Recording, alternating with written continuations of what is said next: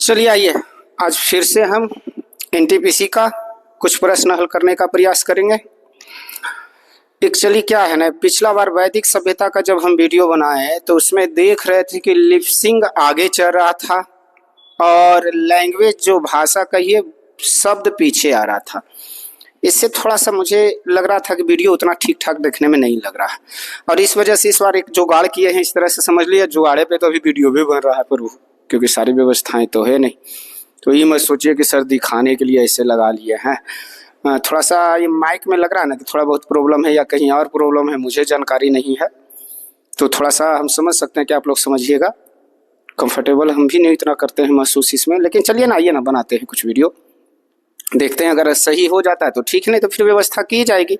अगर लिपसिंग सही हो जाता है तो ठीक है, नहीं तो कई बार हो रहा है ना कि हम वो लिपसिंग आगे चल रहा है, सेंटेंस पीछे है, तो इससे वीडियो का मजा किरकिरा हो जाता है, समझ में नहीं आता। बच्चे को लगता है क्या समझा रहे हैं, बोल क्या रहे हैं, शब्द क्या आ रहा है। तो जरा देखते हैं। चलिए अभी फिलहाल मैथ में देखते हैं क्या हल रहता है। सुधर गया तो ठीक है। आइए आज हम कुछ एनटीपीसी का क्वेश्चन हल करते हैं। ये कौन सा क्वेश्चन है? चलिए पहला क्वेश्चन देखते हैं बाबू।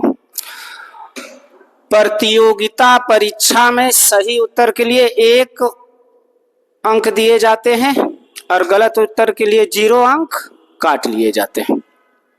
प्रत्येक गलत उत्तर के लिए, अनुत्तरित उत्तर के लिए 0 अंक दिए जाते हैं। मतलब जिसका उत्तर आप नहीं दीजिएगा उसके लिए 0 है, तो खैर बनेबे नहीं किया तो 0 है।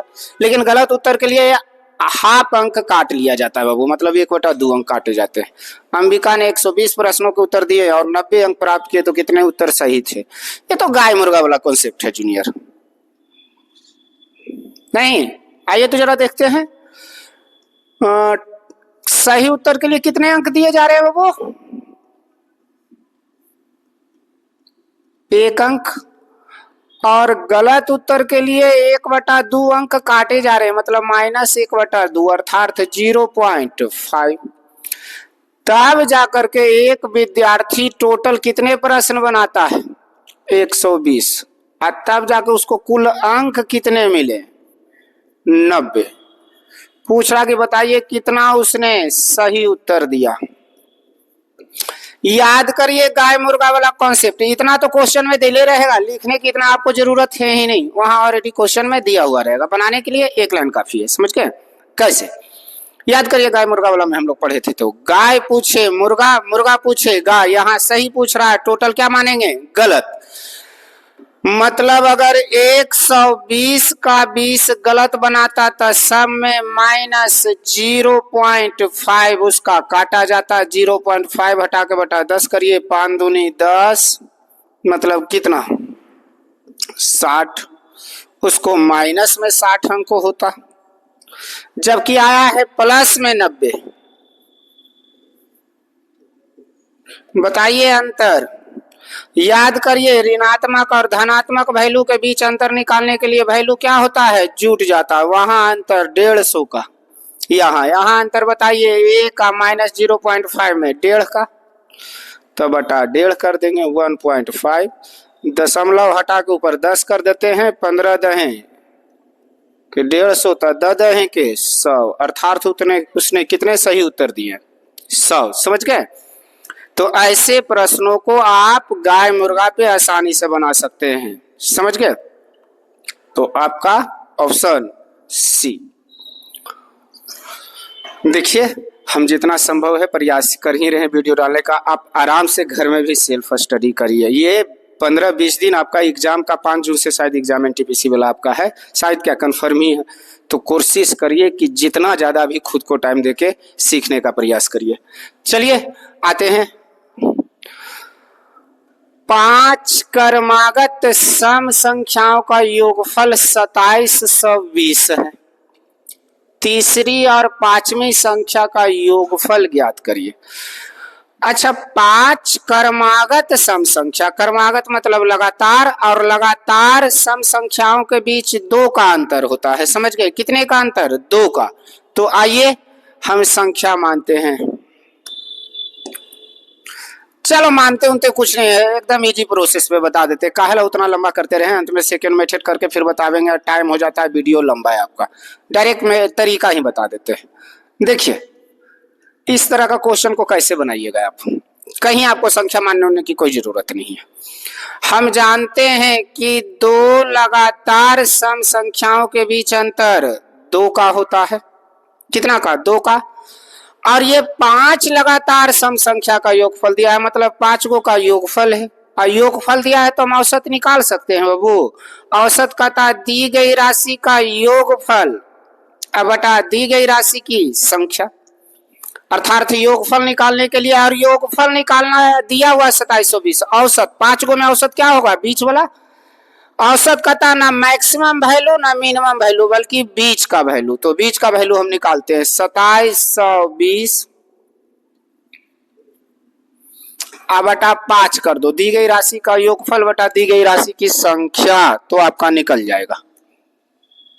कैसे निकलेगा? 5 25, 2 5 चौका 20 और 5 चौका 20, 544। इधर हो जाएगा 2 का अंतर, तब 546 और 548। इधर लिखते बाबू तो 542, दो पीछे आ रहे तो घटेगा, यहाँ 540। हमको पूछा क्या था? 5 तीसरी और 5वीं संख्या। अरे वाह, ये दो का पूछ रहा है बाबू। तो ये तो ऐसी लग रहा 8 4 12 के 2, हाथ में 1, 4 4 8 है 1 9 और 5 दूनी 10, तो 1092। Option D. समझ गए? तो कहीं एक्स वाई जेड मानने की कोई जरूरत नहीं है, आसानी से क्वेश्चन बन जाएंगे। चलिए क्वेश्चन नंबर 3 देखते हैं। अब क्वेश्चन नंबर 3 क्या कह रहा है? 120 के भाजक की संख्या क्या है, अर्थात 120 को विभाजित करने वाली कुल कितनी संख्या है? 120 के भाजक की संख्या आइए निकालते हैं। 120 के भाजक की संख्या क्या हो रहे हैं सर जी?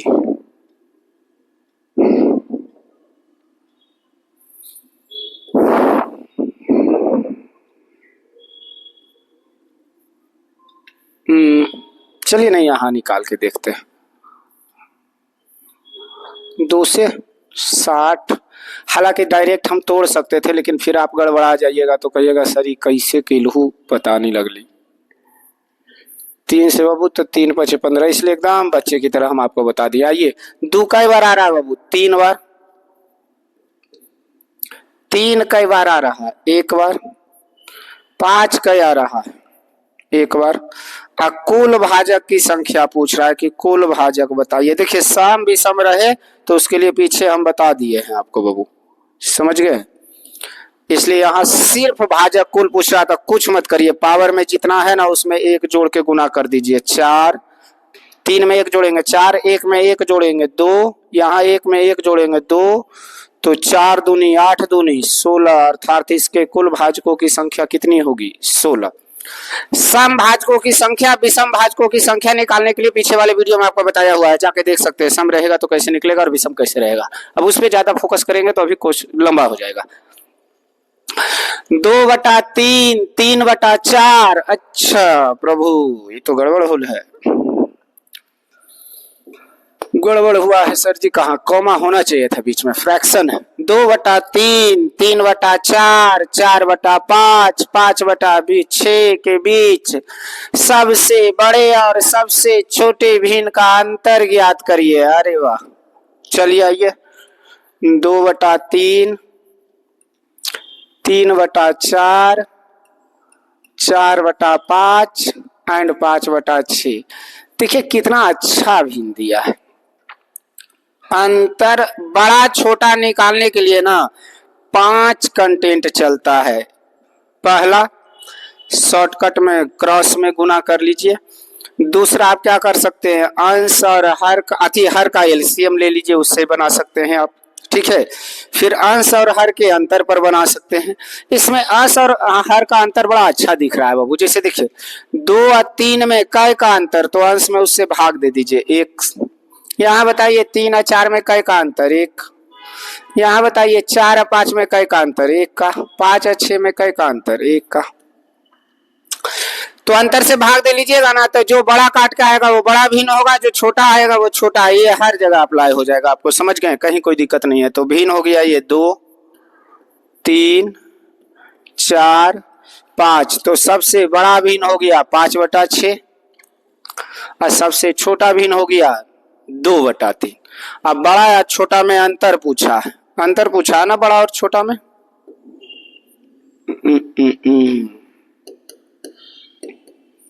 तो हम निकाल सकते हैं 5/6 माइनस 2/3।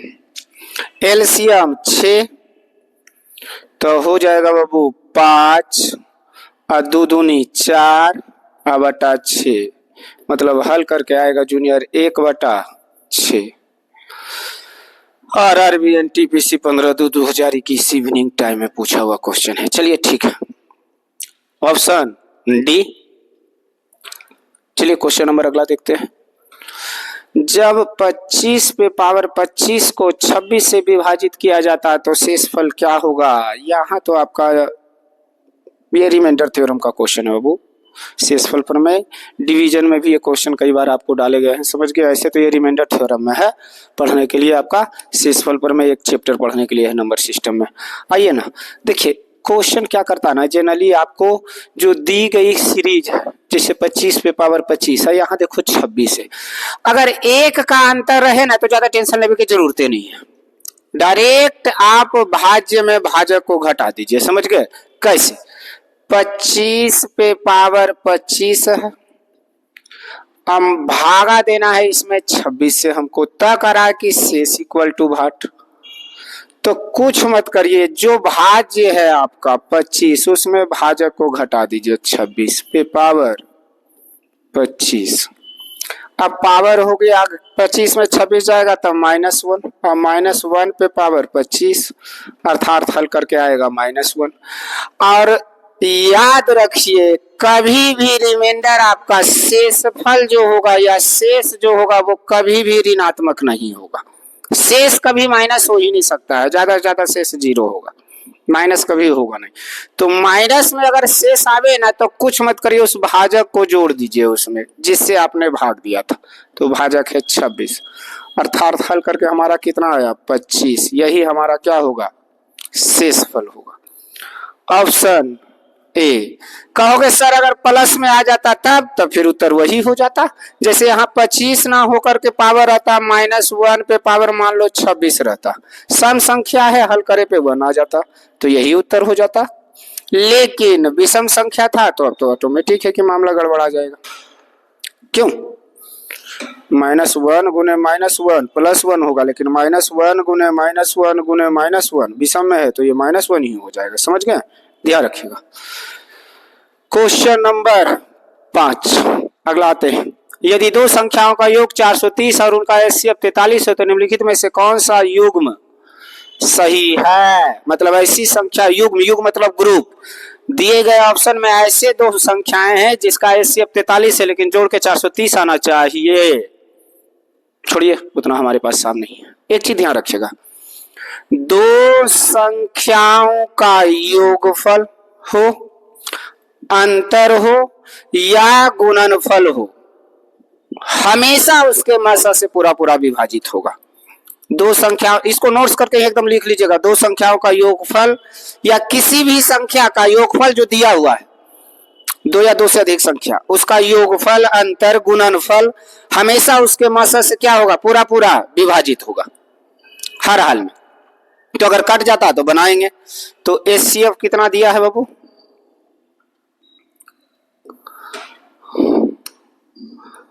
एचसीएफ दिया हुआ है 43 जूनियर। एक मिनट, योगफल पहले लिख लेते हैं। योगफल दिया हुआ है 430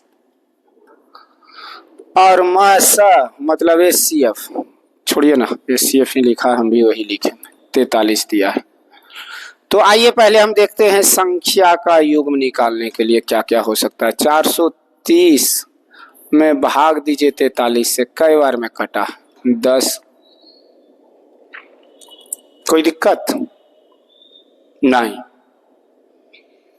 अब 10 जोड़ के लाना है, लेकिन ऐसी संख्या जो सभाज्य संख्या है। देखिए इसको हम 43 143 बाई भी मानकर बना सकते थे, समझ गए, उतना टाइम नहीं है। 10 लाना है तो कैसे आएगा बाबू, 3 और 7।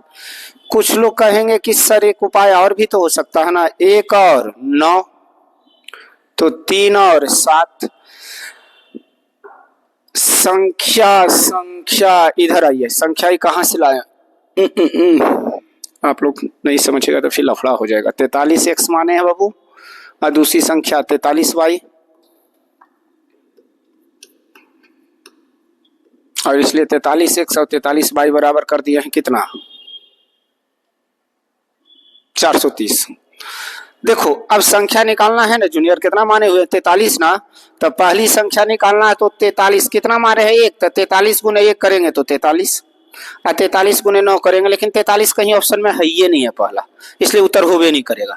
तो 43 गुने, इसलिए ये सीरीज तो होगा नहीं। आइए 43 को 3 से गुना करते हैं, तो 3 तिया 9 और 4 तिया 12।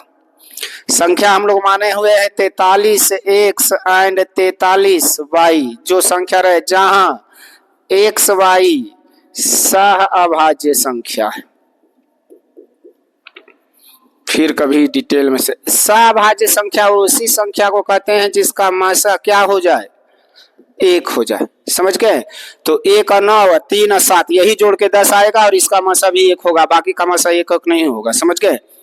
मुझे लगता है कि अब बन जाना चाहिए। आइए तो 43 गुने 3 करते हैं बाबू, तो 3 तिया 9 और 4 तिया 12, 129 वाला कोई ऑप्शन है। चलिए आइए गुना करके देखते हैं। 7 तिया 21 के 1 और 7 चौका 28 और 2 30, 301, अर्थात हमारा उत्तर होगा 129 और 301, ऑप्शन बी। क्यों दिक्कत हो गया क्या, और तरीका सीखिएगा, कुछ नहीं किए हैं, इसी को किए हैं, तो थोड़ा सा नॉर्मल तरीका। चलिए समय लगे तो लगे, एक बार और इसको बता देते हैं हम दूसरे तरफ से, क्योंकि लग रहा है कि कहीं ना कहीं आपको कन्फ्यूजन हो गया तो लगेगा। हालांकि ये क्वेश्चन बड़ा अच्छा है, ऐसे युग्म वाले कई बार क्वेश्चन पूछे कि ऐसे संख्याओं के कितने ग्रुप होंगे जिसका मासा 15 और योगफल 450 हो, तो ऐसे क्वेश्चन कई बार पूछे, इसलिए इसको बढ़िया से समझ लीजिए एक बार। देखिए जब कभी ऐसी संख्या देना है तो कुछ मत करिए, HCF को ही आप संख्या मान लीजिए, 43 x एंड 43 y, जहां x y कैसी संख्या, सह अभाज्य संख्या। सह अभाज्य संख्या मतलब जिसका मासा कै हो, सभाज्य संख्या जिसका मासा 1 हो। कई बार पूछेगा निम्नलिखित में से कौन सी संख्या दी गई संख्या का ग्रुप सभाज्य संख्या, तो जिसका मासा 1 हो जाएगा वही सभाज्य संख्या होगा, समझ गए। चलिए इधर आते हैं, योगफल कितना दिया था बाबू, 430। हम योगफल देखते हैं दोनों संख्या का, 43 x प्लस 43 y बराबर 430। कॉमन ले सकते हैं जूनियर, 43 हो जाएगा x प्लस y बराबर 430, काटेंगे 10 बार में, मतलब x और y का वैल्यू ऐसा लाना है कि जोड़ के 10 आ जाए, लेकिन सभाज्य संख्या होनी चाहिए। तो पहला तो 1 और 9 हो सकता है, दूसरा 3 और 7 हो सकता है। हल अभी कर चुके हैं हम, 1 और 9 पे नहीं होगा, 3 पे हल किए थे तो 129 आया था, इधर 301 आया था। रख लीजिए ना x और y का वैल्यू, तो आप ऐसे भी इसको बना सकते हैं, समझ गए। चलिए क्वेश्चन नंबर,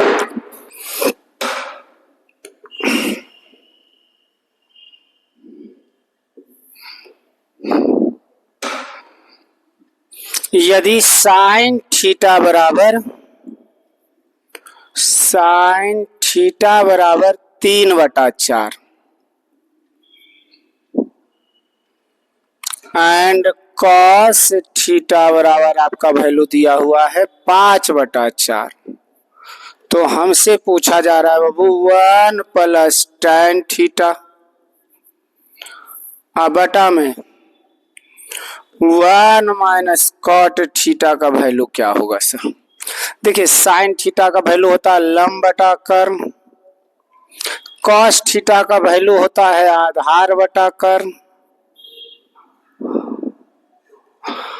हमको 1 प्लस tan थीटा निकालना है, अर्थात 1 प्लस tan थीटा का वैल्यू होगा बाबू लंब बटा आधार, एंड कॉट थीटा का वैल्यू होगा आधार बटा लंब। तो चलिए लंब बटा आधार लिखते हैं, अर्थात हमारा हो जाएगा 3/5, अब बटा में 1 माइनस आधार बटा, तब 5/3। चलिए हल करते हैं। तब 5 और 3 8/5, अब बटा में गया -2/3। आइए हल करके देखते हैं। तो 8/5 गुने -3/2, 2 चौका 8, तो हो जाएगा 4 तिया 12/5 माइनस में। कौन सा ऑप्शन? Option D. समझ गए? चलिए अगला क्वेश्चन देखते हैं जो आपका है। समझ में आया? तो इसको जरा देख लीजिएगा। क्वेश्चन नंबर 8 देखते हैं। सबसे बड़े गोले का आयतन ज्ञात कीजिए जिसे 21 सेंटीमीटर भुजा वाले घन से निकाला जा सकता है। मतलब उस सबसे बड़े गोले का आयतन ज्ञात करिए जो 21 सेंटीमीटर भुजा वाले घन से काट कर बनाया जा सकता है। तो किसी भी घन का जो बाबू आपकी भुजा होगा, तो जो दिया गया भुजा है वो गोला का व्यास हो जाएगा। कैसे? मान लो ना ऐसा एक घन है इस आकार का, समझ गए? ऐसे सबसे बड़ा गोला काटा जा रहा है, तो यहां से यहां तक काटे, ऐसे काटिए ना, यहां से यहां तक देख लीजिए। तो ये इसका क्या होगा? व्यास, जो भुजा होगा। अर्थात गोला का जो व्यास हो गया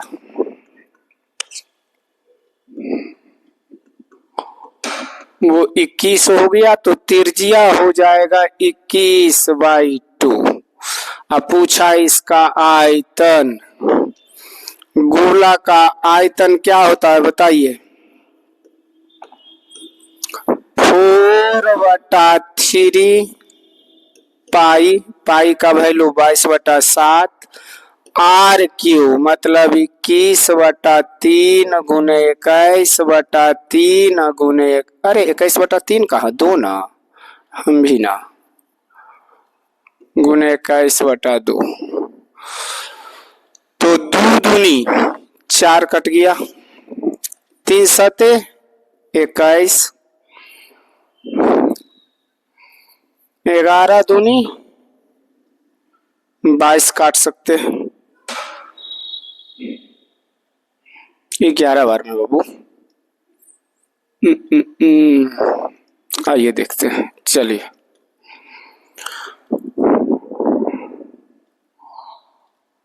तो हमको करना है जूनियर सतिया 21, 7 से 7 काट देते, कहाँ काट रहे हैं वहाँ। 21 गुने 21 441 गुने 11, तो 441 गुने 11 करेंगे तो 441, यही ना।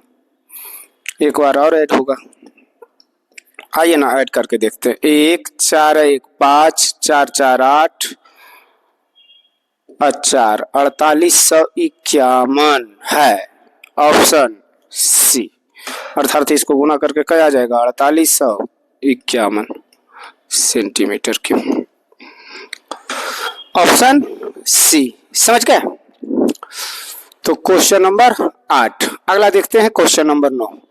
यदि दो बेलनों की त्रिज्याओं का अनुपात 2:3 के अनुपात में हो और उनकी ऊंचाई 5:3 के अनुपात में, तो उनके आयतन का अनुपात क्या होगा? समझ गए? आयतन का अनुपात क्या होगा?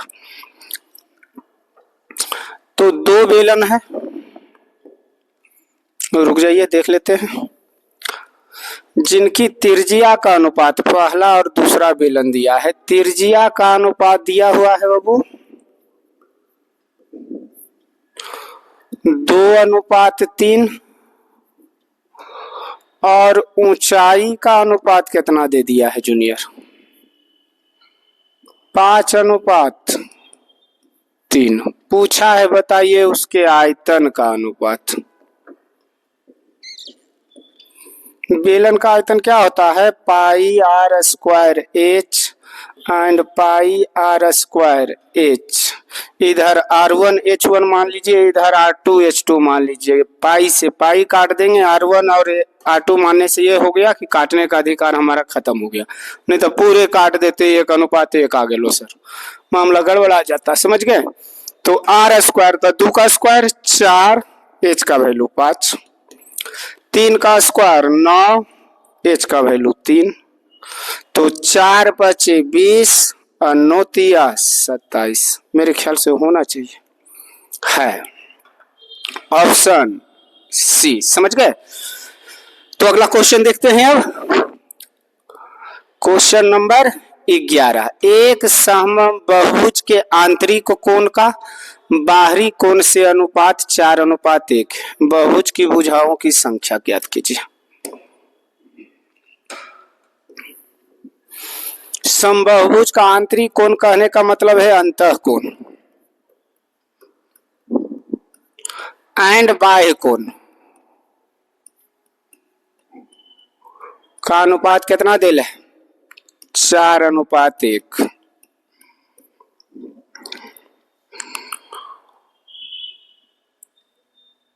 और हम जानते हैं बाबू, एक चीज और जानते हैं, अंतः कोण, एक सेकंड रुक जाओ, बन गया, प्लस बाह्य कोण बराबर 180 डिग्री। आप कहीं से भी फिगर बना के देख सकते हैं। ये मान लीजिए, ये अगर 60 है तो ये 120 हो जाएगा। समझ गए? अगर ये भी 60 है तो 120 हो जाएगा। जैसे कुछ भी आप मान सकते हैं। जैसे मान लीजिए इधर आइए ना, समकोण मान लेते हैं एक, ये 90 हो गया ना, ये 90 है तो ये भी 90 होगा, और जोड़ के हर हाल में 180 होगा। समझ गए? तो चलिए 180 का तुलना 4 है 1 5 से, 5 तिया 15, 6 5 30, मतलब ये 36 हो गया, और 36 चौका, हालांकि कोई दिक्कत इससे है नहीं, हालांकि कर दीजिए 6 चौका 24, 4 तिया 12, 2 14, 144।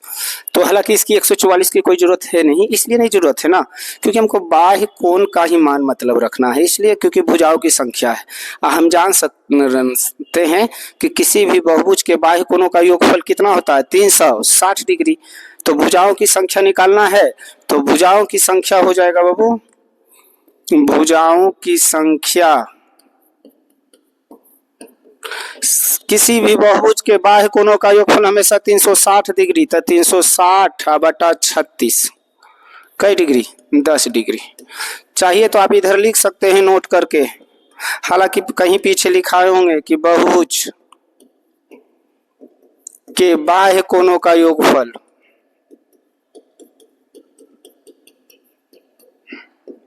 योगफल 360 डिग्री होता है। अब भुजा की संख्या निकालने के लिए कुछ नहीं करते हैं बाबू, 360 बटा n, जहां n बराबर हो जाएगा प्रत्येक कोण का मान। समझ गए? ऐसे करिए ना, प्रत्येक कोण का मान, बस इसी पे हल्का कर दिया। समझ गए? तो आपका क्वेश्चन नंबर 10 भी मेरे ख्याल से क्लियर हो गया। चलिए क्वेश्चन नंबर अगला देखते हैं। 11, 2430 रुपए की एक राशि को 3 व्यक्तियों में ABC के बीच इस प्रकार बांटा जाता है कि उनके हिस्सों में से क्रमशः 5 रुपया, 10 रुपया, 15 रुपया कम कर देने पर शेष राशियों का अनुपात 3, 4, 5 है। C का हिस्सा ज्ञात कीजिए। चलिए बहुत अच्छा, हल करके देखते हैं। कितनी राशि है? 2430 रुपया A, B और C के मध्य। क्रमशः A से 5 रुपया कम कर दे, ये 5 रुपया लेके चला गया, B 10 रुपया लेके चला गया, और C 15 रुपया लेके चल गया है। तब जाकर के जो शेष राशि है उसका अनुपात हो जाता है 3:4:5, जबकि टोटल राशि कितनी थी?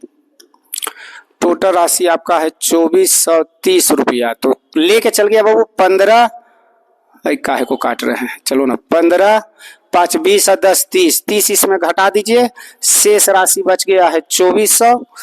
2400 का तुलना 5, 4, 9, 3, 12 से। पूछा किसका?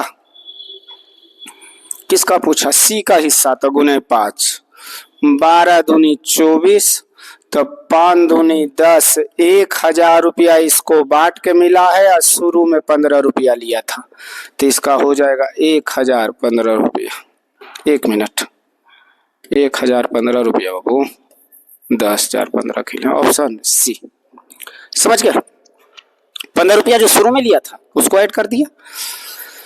चलिए क्वेश्चन नंबर कितना, 11। क्वेश्चन नंबर 12 देखते हैं। 50 लीटर शुद्ध दूध वाले एक कंटेनर से 10 लीटर दूध निकालकर 10 लीटर पानी डाला जाता है। यदि इस प्रक्रिया को 3 बार दोहराया जाता है तो अंततः पानी और दूध के बीच का क्या अनुपात है? ठीक है, आइए। दूध और पानी का अनुपात नहीं पूछ रहा है, ध्यान रखिएगा, पानी और दूध का पूछ रहा है, इसलिए पहले हमको प्रारंभ में माने पड़ेगा और वर्तमान में। किसकी मात्रा निकलेगा? मिल्क का, तो मिल्क हो गया अथी कितना है दिया हुआ है ना 50, और फिर है 10 निकाला तो 40। कई बार किया है, 10 लीटर पानी जाता है। या इस प्रक्रिया को 3 बार दोहराया जाता है, 3 बार और नहीं दोहराया जाता है, 3 बार दोहराया जाता है, मतलब 3 ही बार काम हुआ है। ऐसा होता ना कि 3 बार और दोहराया जाता है, करा इस प्रक्रिया को 3 बार दोहराया जाता है, 3 और बार नहीं दोहराया जाता, तो इसलिए पावर 3 ही रहेगा। थोड़ा सा लैंग्वेज समझिए, लैंग्वेज में मामला गड़बड़ा देगा। 5 का क्यू 125, 4 का क्यू 64, तो शुरू में दूध 125 था, जो दूध रह गया 64, तब पानी हो गया हमारा बाबू 64 घटाइएगा तो 1 6 61। तो अगर हमको दूध और पानी का अनुपात पूछता तो 64 अनुपात 61 होता, ऑप्शन डी, लेकिन गलत है, ऑप्शन डी नहीं होगा। ये हमको पूछ रहा है कि सर पानी और दूध का अनुपात बताइए, तो दूध और पानी नहीं, पानी और दूध, तो पानी हो गया 61, यहाँ हो गया 64, अर्थात हमारा आंसर होना चाहिए सी, पानी और दूध का अनुपात। देखिए कितना क्लोजली ऑप्शन दिया आपको, 64 अनुपात 61 भी दिया है। बहुत सारे बच्चे क्या करेंगे ना, यही मार के भाग जाएगा 64 अनुपात 61 हो गलो सही, अब मिले के जगह पर नंबर काट ले तो मैटर गड़बड़ा जी, तो ऐसे आंसर समझ गए। अब रिजल्ट इससे गड़बड़ाएगा, तो इसलिए आराम से वहां मैथ बनाते वक्त बका के मत बनाइए, नहीं तो मैथ गड़बड़ा जाएगा। एकदम रिलैक्स होकर के। ए और बी सोने और तांबे के 2 मिश्र धातु हैं, इन धातुओं को क्रमशः 7:2 और 7:11 के अनुपात में मिलाकर तैयार की जाती है। मिश्र धातु की समान मात्रा को पिघलाकर एक तीसरा मिश्र धातु सी बनाया जाता है। यदि सी में तांबे की मात्रा 10 किलोग्राम है तो सी में सोने की मात्रा क्या है? राधे राधे। आइए जरा देखते हैं क्वेश्चन अगला हल करके। ए और बी सोने और तांबे के 2 मिश्र धातु हैं, ए है और बी है। मिश्र धातु है किसका? सोना है एंड तांबा है। ए में कितना है बाबू? 7:2, और बी में 7:11। 7 2 9, 7 11 18। एलसीएम बताइएगा इन दोनों का। 18 भाग देंगे 9 दूनी 18 1। चलिए परिणाम निकाल करके दोनों को मिला करके जो सी बनाया गया उसमें देखते हैं। तो 7 दूनी 14 और 7 का ही 7 पहला हो गया।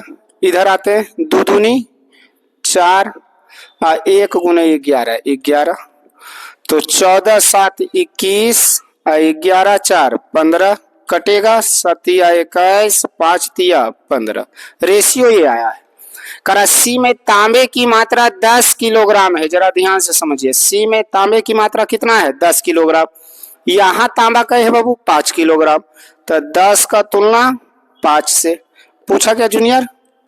सी में सोने की मात्रा 7, 5 दूनी 10, तो 7 दूनी 14 केजी। अभी तक ना जितना हम टब वाले क्वेश्चन में पढ़ रहे थे सिर्फ रेशियो निकालने वाला पढ़ रहे थे, लेकिन यहाँ पर निश्चित राशि यूज किया, ये बड़ा अच्छा किया है। ऑप्शन डी समझ में आया? तो एक बार देख लीजिएगा बढ़िया से और प्रयास करिएगा ऐसे क्वेश्चन कहीं मिले तो बनाने का। समझ गए? चलिए अगला आते हैं। ए किसी काम को 24 दिनों में कर सकता है और बी उसी काम का 2/5 हिस्से को 12 दिनों में कर सकता है। ए किसी काम को मतलब पूरा काम 24 दिनों में करेगा, लेकिन बी 2/5 हिस्से को, कहने का मतलब है कि टोटल काम 5 है और 2 किया है 12 दिनों में। तो जरा देखते हैं, दोनों मिलकर 6 दिनों तक कार्य करे तो कितना काम अभी बाकी है। ए पूरा काम 24 दिनों में, अब बी 2/5 काम 12 दिनों में, तो पूरा काम कई दिनों में करेगा बाबू। आते हैं यहाँ इसको इथे करते हैं। 12 का तुलना 2 से गुने 5, ऊपर 5, 6 5 30 दिन में। मेरे ख्याल से टोटल काम हो गया जूनियर हमारा, टोटल काम वही होगा जो इसका एलसीएम होगा 120। तो 24 25 20 से 3 चौका 12 4, दोनों मिलकर 6 दिनों तक काम किया।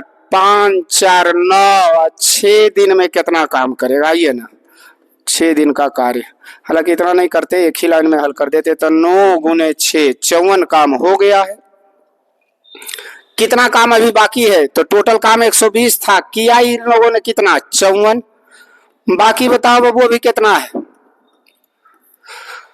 54 6 11 5 6 5 11 यही ना, बिल्कुल 66 काम अभी बाकी है। तो कितना काम अभी बाकी है, अच्छा फ्रैक्शन में पूछा है, आइए ना हल कर लेते हैं। आइए, तो बाकी है 66 और टोटल था 120। मेरे ख्याल से कटेगा तो काटेंगे, नहीं कटेगा नहीं काटेंगे। 11 छक 66 और 20 छक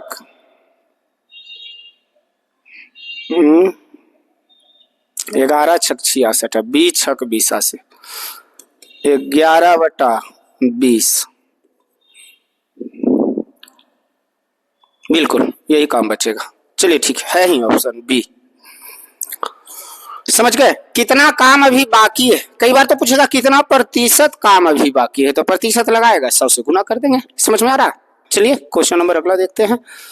कितना नंबर था क्वेश्चन, ये 14। Question number 15।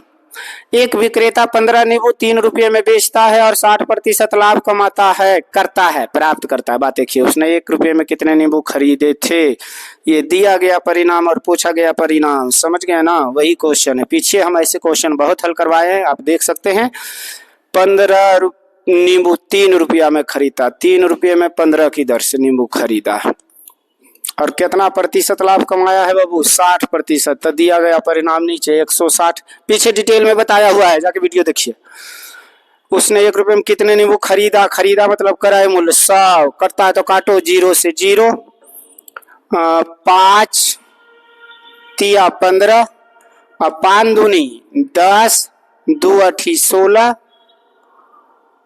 3 से 3, क्या काटना है, बिना मतलब के सिर दर्द लेते। 3 से ऐसी कट जाता, बिना मतलब के काम करेंगे। 1/8 अर्थात 1 रुपया में 8 की दर से। Option A. काटने का तरीका है जूनियर, काट लेना, झूठ मूठ हम सिर दर्द कर देते हैं कभी कभी। नंबर 15 आते हैं। अच्छा 16 भी है। निम्नलिखित में से किस युग्म की संख्याएं सह-अभाज्य संख्या है। बहुत अच्छा, को प्राइम नंबर। देखिए सह-अभाज्य संख्या किसको कहेंगे, वैसा संख्या समूह जिसका मस अर्थात महत्तम समापवर्तक 1 हो जाए, उसे हम सह-अभाज्य संख्या कहेंगे। जैसे बाबू 3 5 ले लो, इसका एचसीएफ क्या होगा 1। 7 11 ले लो, इसका एचसीएफ क्या होगा 1। लेकिन अगर हम कह दे 5 और 9 ले लो, तो बताओ इसका एचसीएफ क्या हो रहा 1। तो ये भी एक सह-अभाज्य संख्या है। हम कह दे 7 और 8 ले लो, तो इसका भी एचसीएफ क्या हो रहा है 1। तो ये भी एक सह-अभाज्य संख्या है। लेकिन सम मिल गया, विषम मिल गया, जो कट रहा है तो सह-अभाज्य नहीं हुआ। जिसका मासा 1 होगा वह संख्या सह-अभाज्य संख्या होगा। तो इसे बाई ऑप्शन हल करके देखते हैं। छोटी 28 और 81, ये तो कटेगा ही नहीं लगता है। 12 और 27 का एचसीएफ 3, एचसीएफ 3, अरे तो ये तो होगा नहीं। 36 और 20 का HCF 4, ये भी नहीं होगा। 21 और 7 HCF का है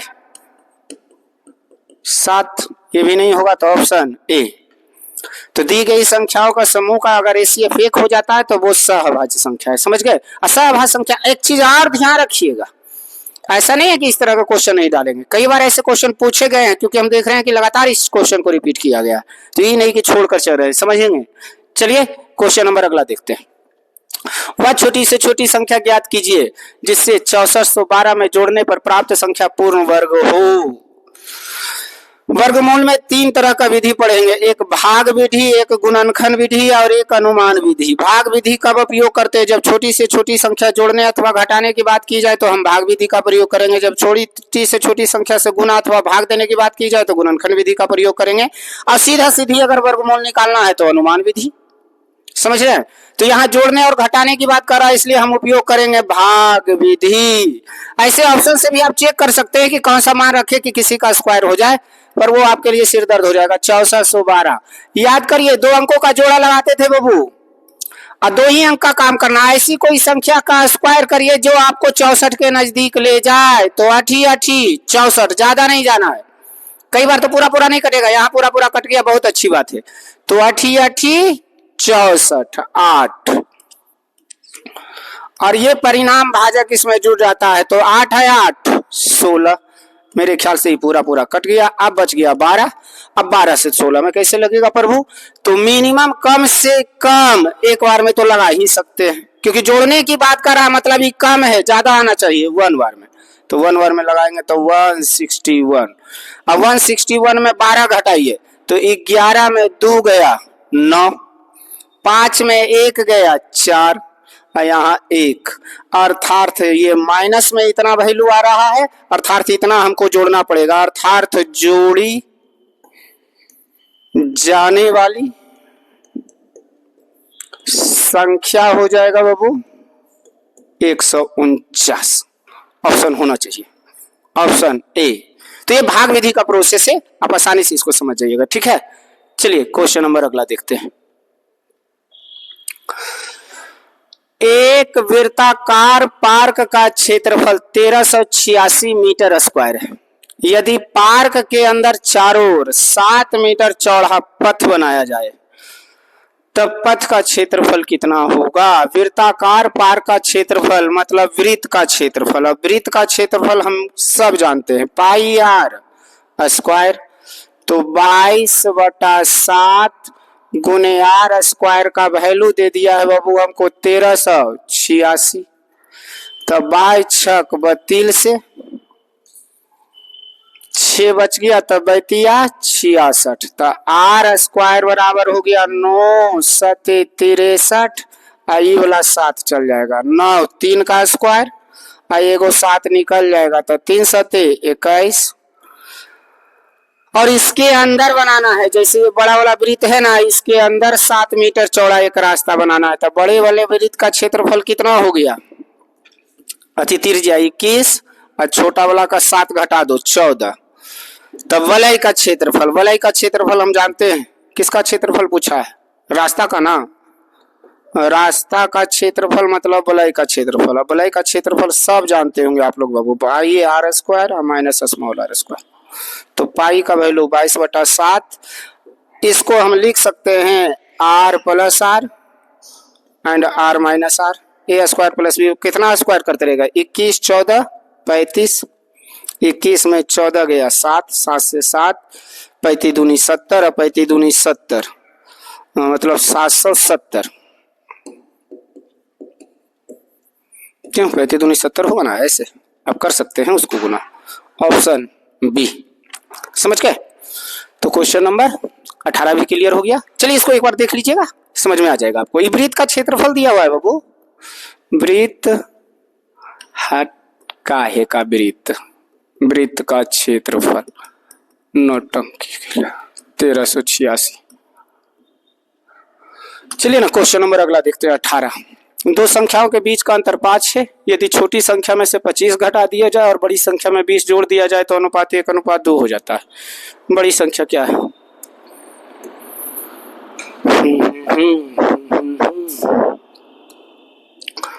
दो संख्याओं का अनुपात कितना है? अंतर 5 है। अरे बाप रे, तो फिर तो ये x प्लस 5। यदि छोटी संख्या में 25 घटा दिया जाए -25, अब बड़ी संख्या में 20 जोड़ दिया जाए, ठीक है प्रभु, तो रेशियो 1:2 हो जाता है। चलिए a अनुपात b को हम a/b के रूप में भी लिख सकते हैं, ये कंडीशन कहता। तो x - 25 x प्लस 20/5 25 ही हो जाएगा, बराबर 1/2। चलिए हल करते हैं, तो 2x - 25 दूनी 50 बराबर x प्लस 25। अच्छा, कुछ लोग कह रहे होंगे कि सर बिना x के कोई उपाय नहीं है। बिल्कुल नहीं, अलग अलग है, रेशियो भी गायब कर दिया है और यहाँ नंबर्स भी अलग अलग ऐड कर रहे हैं। तो 2x में x गया, x माइनस उधर जाएगा, जुट जाएगा 75। तो x का वैल्यू, मतलब ये तो छोटी संख्या आ गया, बड़ी संख्या पूछ रहा है। ओ, बड़ी संख्या याद करिए, बड़ी संख्या यहाँ देखो बाबू, x प्लस 5, तो 75 और 5, 75 प्लस 5 क्या हो जाएगा जूनियर? 80। हो सके 75 भी ऑप्शन में रहे, दिल ही है। नौटंकी नहीं करेगा जब तक एग्जामिनर, उसको मजा आएगा। बकबकाहट में मार के भागिएगा, बड़ा गड़बड़ा जाएगा मीटर, समझ गए? तो क्वेश्चन नंबर 19। चलिए क्वेश्चन नंबर अब देखते हैं 20। x और y एक कार्य को क्रमशः 8 दिन और 12 दिन में पूरा कर सकते हैं। यदि वे वैकल्पिक दिनों में कार्य करते हैं, जिसमें से x पहले दिन कार्य करता है, तो दोनों कार्य को पूरा करने में कितना समय? वैकल्पिक दिन करने का मतलब है ना बाबू, बारी बारी, अल्टरनेट, समझ गए? चलिए a और b कई दिन में कर रहा था रे? 8 और 12, 8 12 का एलसीएम टोटल 24। ये टाइम है बाबू, वर्क में बदलो, 8 तिया 24, 12 दूनी 24, बारी बारी, मतलब एक दिन ये करेगा, एक दिन बी करेगा। तो 3 प्लस 2 अर्थात 3 2 5 कार्य बराबर कई दिन? 2 दिन। हमको जाना है 24 के नजदीक बाबू, तो 5 चौका 20, तो 20 कार्य बराबर, यहाँ भी 5 से गुना करो, तो 5 दूनी 10 दिन। अच्छा अभी हुआ क्या है? 20 कार्य, तो शेष बचल कितना है? 4। अब देखिए 4 करवाना किससे है? कुल समय पूछ रहा था, तो हो गया इधर 10। कुल समय निकाले जा रहे हैं, ध्यान दीजिएगा, बड़ा खतरनाक है। अल्टरनेट वाला क्वेश्चन बहुत कई बार माथा का दर्द कर देता है। तो 10, अब बचल था 4 कार्य, लेकिन शुरू ए किया था, और ए की क्षमता 100 है, दातरी की बतिया एक ही है, उससे कोई दिक्कत नहीं है। एक्स किया था, एक्स की क्षमता 3 काम करेगी है, जबकि बचल कई है 4, तो 3 काम करेगा तो 1 दिन लग जाएगा इसको, अब फिर भी एक काम बच जाएगा, क्योंकि कहेगा अब हम करेंगे नहीं। अब बारी आएगी बी की, अब बी की क्षमता है 2, बचल है 1 ही, अर्थात आधा दिन में खत्म कर देगा। तो 10 1 11.1/2 दिन में पूरा काम खत्म हो जाएगा। छोटू ओई कहीं तो मिस्टेक किए, भयंकर कैले हैं मिस्टेक। इधर आओ, एक तरफ 4 से गुना किए हैं, एक तरफ 5 से कर दिए हैं, तो 4 ही होगा बाबू। तो यहाँ हो जाएगा 4 दूनी 8, तो बस यहाँ खाली ध्यान रखना बाबू, 8 8 1 9, 9.1/2 दिन जूनियर, ऑप्शन ए। समझ रहे हैं ना? यहाँ 4 से गुना किए थे, अब वहां 5 से कर दिए थे, इसमें गड़बड़ा गया था। चलिए मेरे ख्याल से उतना आप समझ जाइएगा, अब कहीं दिक्कत नहीं है, ऐसा मत घबराइएगा, कहीं कोई दिक्कत नहीं है, कई बार हो जाता है कैलकुलेशन वगैरह में। चलिए आइए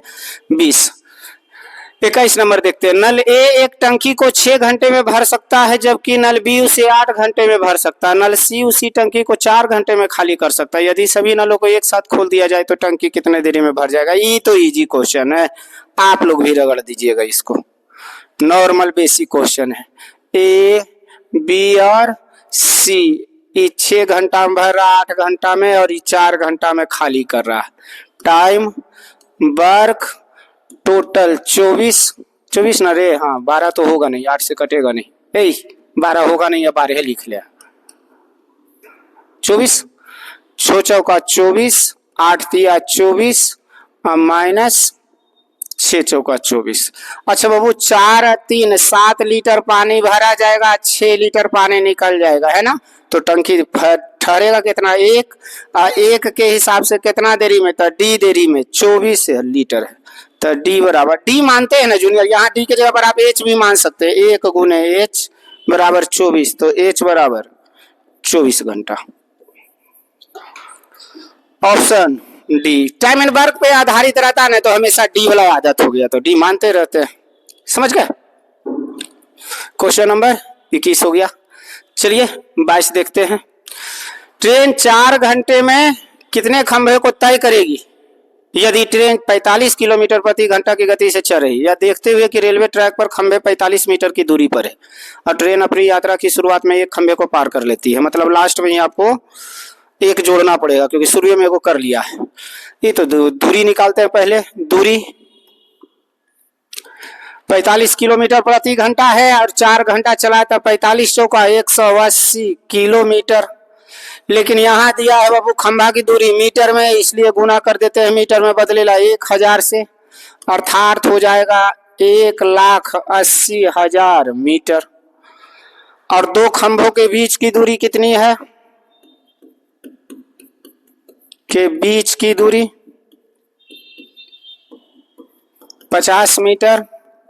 तो संख्या हो जाएगा खंभों का बाबू 180 पे 3 जीरो बटा 50, 0 0 36 बचे 180, डबल जीरो बैठा दीजिए, 3600 इधर आ गया। एगो शुरू में पार किया था, तो कुल हो जाएगा 3600 प्लस 1 जोड़ दीजिए जो शुरू में पार किया था, 3600 एक खंभा। Option D. अगर शुरू में नहीं पार करता तो हमारा आंसर 3600 ही रह जाता, लेकिन शुरू में कह रहा है कि एक खंभा यात्रा की शुरुआत में ही पार करती है, शुरू से। समझ गए। ऑप्शन 23 देखते हैं। एक ट्रेन विपरीत दिशा में जा रहे एक आदमी को 12 सेकंड में पार करती है और आदमी की गति 10 किलोमीटर प्रति घंटा। यदि ट्रेन की गति 72 किलोमीटर प्रति घंटा हो तो ट्रेन की लंबाई ज्ञात करें। ट्रेन किसी व्यक्ति को पार करे तो उतनी ही दूरी तय करेगा जितनी उसकी लंबाई होगी, अर्थात ट्रेन की लंबाई हो जाएगी बाबू, ट्रेन की लंबाई मतलब दूरी निकालना है, ट्रेन की लंबाई निकालना है मतलब दूरी निकालना है। समझ गए। दूरी का था चाल गुने समय। विपरीत दिशा में चल रहा है व्यक्ति 10 किलोमीटर प्रति घंटा, रेल चल रहा 72 किलोमीटर प्रति घंटा, तो विपरीत दिशा में चाल जुट जाएगा। 62 है 10 72 मीटर प्रति सेकेंड में बदलेला 5/18 से कितना सेकेंड में पार किया है, 12 सेकेंड में। काटते हैं 18 चौका 72, 18 चौका 72, तो 4 पचे 20 और 12 दूनी 24, 240 मीटर। तो इजी आ गया रे। चलिए क्वेश्चन नंबर अगला देखते हैं 24। एक ट्रेन 1 किलोमीटर लंबे पुल को 1 मिनट में, चलो 2-3 गो ट्रेन का क्वेश्चन दे दिए। चलिए अच्छा है, रेल का भी एग्जाम देने जा रहे हैं, देख लीजिएगा। एक ट्रेन है जो शुरू में किसको 1 किलोमीटर लंबे पुल को, पुल की लंबाई कितना है बाबू 1 किलोमीटर मतलब 1000 मीटर, कितना समय में 1 मिनट में मतलब 60 सेकेंड में। और 750 मीटर लंबी सुरंग को, सुरंग की लंबाई कितना है छुट्टी 750 मीटर बाबू, कितना समय में बाबू 50 सेकेंड में। तो रेल की गति एक समान गति से चल रही, इसकी गति बताइए। गति मतलब चाल बताओ, अंतर समय करे 10 सेकेंड का, यहाँ अंतर बाबू 250 मीटर। तो चाल कहता है दूरी बटा समय, अर्थात 250 बटा 10 किलोमीटर प्रति घंटा में बदलना है ना जूनियर, तो 18 बटा 5 से। चलिए काटते हैं 0 से 0 पचे 25, 18 पचे 90 किलोमीटर प्रति घंटा। Option B. समझ गए। तो डिफरेंसेज वाले क्वेश्चन है, बन जाएंगे मेरे ख्याल से। पढ़े ना आगे। चलिए क्वेश्चन नंबर अगला देखते हैं 25। यदि किसी वृत्त की त्रिज्या 15% कम कर दी जाए तो उसका क्षेत्रफल कितना प्रतिशत कम हो जाएगा। वृत्त की त्रिज्या होता है पाई आर स्क्वायर, इसको फॉर्मूला पर भी बना सकते हैं 2x - x² बटा 100 पे। समझ गए। यदि किसी वृत्त की त्रिज्या x% या r% कम कर दी जाए तो उसके क्षेत्रफल में कमी बराबर 2r माइनस r²/100। इस पे भी आप बना सकते हो, और नहीं तो फिर πr² पे बना लो, आ ही जाएगा। ऐसा थोड़े है कि नहीं आएगा। 15 दूनी 30 और 15 का स्क्वायर 225 बटा 100 भाग देंगे बाबू तो जो 2.25 घटाओ तो 28 में 2 पॉइंट गया तो 27.75% की कमी। Option D. तो रहने दीजिए, आज आपका 25 क्वेश्चन हल करवाए जानबूझकर हम, क्योंकि अब आपका लगभग सेट में 25 ही क्वेश्चन आएंगे। ट्राई हम यही करेंगे, चाहे 2-3 दिन पर क्यों ना सेट लगाया जाए, पर कोशिश हम करेंगे कि 25 क्वेश्चन हल करवा दें आपके। समझ गए? ऐसे तो हम प्रयास करेंगे फिर से कल एक सेट डाल देने का। चलिए तो रहने देते हैं आज के लिए इतना ही। साउंड वगैरह देख लीजिएगा, आवाज़ वगैरह कैसा है, क्योंकि लिपसिंग वगैरह और जो साउंड का प्रॉब्लम था ना, उसको हम थोड़ा सा देख लेते हैं क्या है नहीं है, फिर अगले देखते हैं। चलिए रहने दीजिए आज के लिए इतना ही।